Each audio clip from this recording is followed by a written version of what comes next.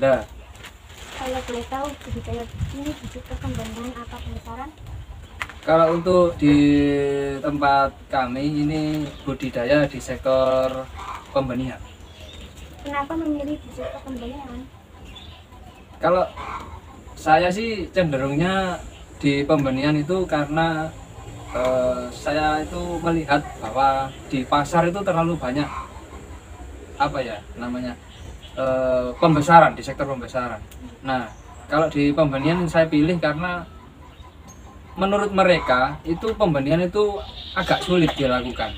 Perawatannya juga agak ekstra daripada pembesaran. Banyak orang yang mungkin kurang bisa di pembenihan lah. Saya memandangnya ini sebagai salah satu faktor yang menurut saya perlu saya terjuni karena pesaingnya juga lebih sedikit daripada pembesaran. Kalau pembesaran kan mudah, mungkin banyak orang melakukan pembesaran ikan.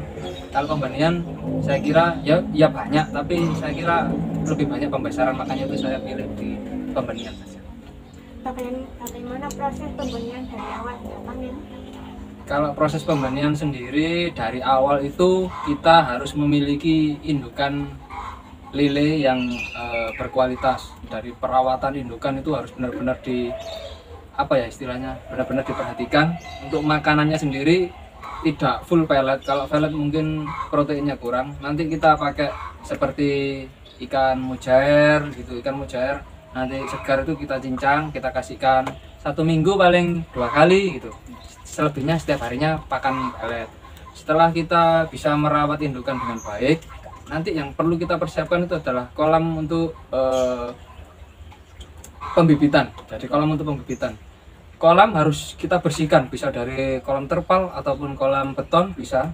Itu nanti kita bersihkan terlebih dahulu. Setelah itu kita keringkan selama 2 hari biar apa namanya lumut-lumutnya mati. Setelah itu kita persiapkan. Biasanya kalau saya mempersiapkan apa namanya pembenihan itu di sore hari jam 4. Jadi setelah itu jam 2 siang kita isi air kolam kira-kira tingginya 20-30 cm. Setelah itu kita pasang media untuk penetasan telurnya berupa waring, terus kita ganjel pojok-pojoknya pakai apa itu genteng atau pemberat apapun bisa. Setelah itu sudah siap airnya sama media penetasan telurnya, terus kita pilih indukan lelenya baik betina maupun jantan. Kalau yang betina harus dipastikan indukan yang benar-benar bunting dan sehat, terus kelaminnya juga harus sudah siap ya. Kalau betina itu merah, kalau pejantan juga sama merah, di ujungnya ada bintik merahnya. Kalau sudah dirasa kita pas, baru kita masukkan ke kolam pembibitan itu tadi. Nah, itu kita masukkan sekitar jam 4 sore. Setelah itu nanti kita hitung kisaran 8 jam. Berarti jam 4, 5, 6, 7, 8, 9, 10, 11, 12. Jam 12 ini harus sudah kawin. Jadi masa pembuahannya itu 8 jam. Jam 12 malam harus kita lihat pelan-pelan, tidak boleh pakai cahaya kalau saya. Nanti ikannya stres. Jadi malam harus lampu mati semua. Setelah kita lihat, nanti kalau sudah bisa pembuahan seperti itu, berarti bagus, bisa kita tinggal.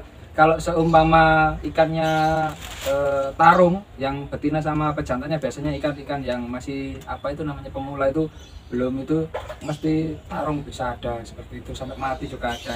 Makanya kita harus lihat 8 jam setelah pencampuran itu tadi. Kalau sudah dirasa bagus, kita tinggal. Besok pagi sekitar jam 7 atau jam 8 itu sudah bertelur semuanya dan ikannya sudah diam karena capek kan. Sudah diam. Habis itu kita ambil indukan pejantan dan betinanya, kita taruh di kolam indukan lagi. Terus kolam pembibitan yang sudah ada telurnya tadi harus diganti air. Nah, ganti airnya digerojok pakai sanyo dari atas, yang bawah dibuang. Jadi airnya nggak sampai habis. Jadi sirkulasi seperti itu. Sirkulasi sampai sel spermanya tadi sudah hilang semua, karena nanti kalau spermanya masih ada di apa itu di kolam ini nanti bau. Jadi bau nanti merusak telurnya. Harus bening, semuanya sudah habis.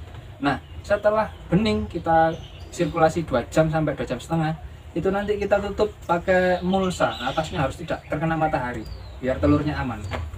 Sudah ditutup, habis itu kita tunggu sampai nanti malam jam 10 atau jam 11 itu sudah mulai menetas.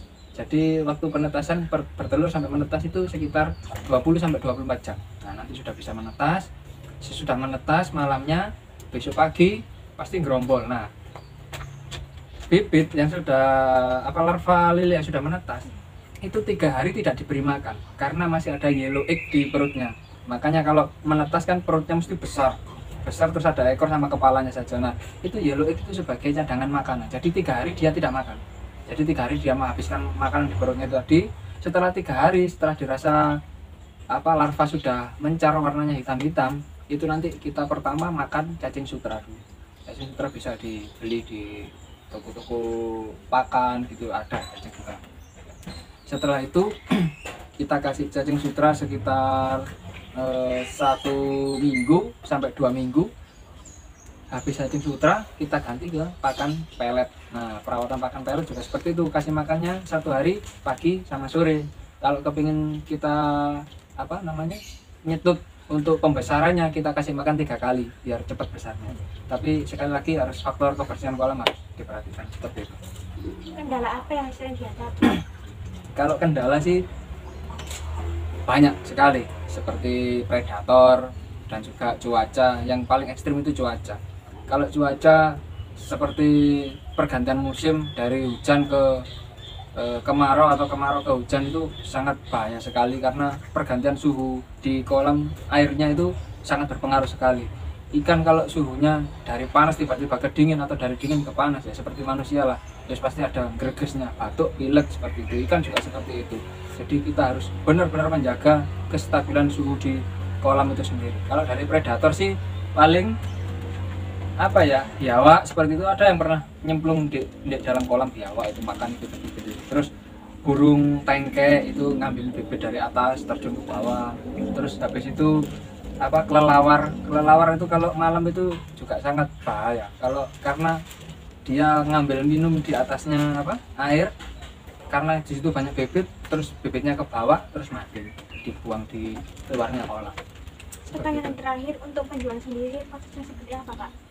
Kalau penjualan saya sih lebih memilih ke petaninya langsung. Kenapa? Karena kalau ya enggak apa-apa, maksudnya gini, kalau kita punya channel petani ya enggak apa-apa, enak dijual ke petani karena itu hasilnya juga akan sedikit lebih banyak daripada kita jual ke pengepul. Kalau dijual ke pengepul, tentu pengepul kan nanti dijual lagi, jadi harganya ambil dari kita lebih murah lagi. Seumpamanya per 1000 ekornya harganya 120 untuk ukur 5-nya. Nah, itu pasti pengepul ambilnya dari kita sekitar harga 95 seperti itu. Harga 100 nanti dia jualnya 120.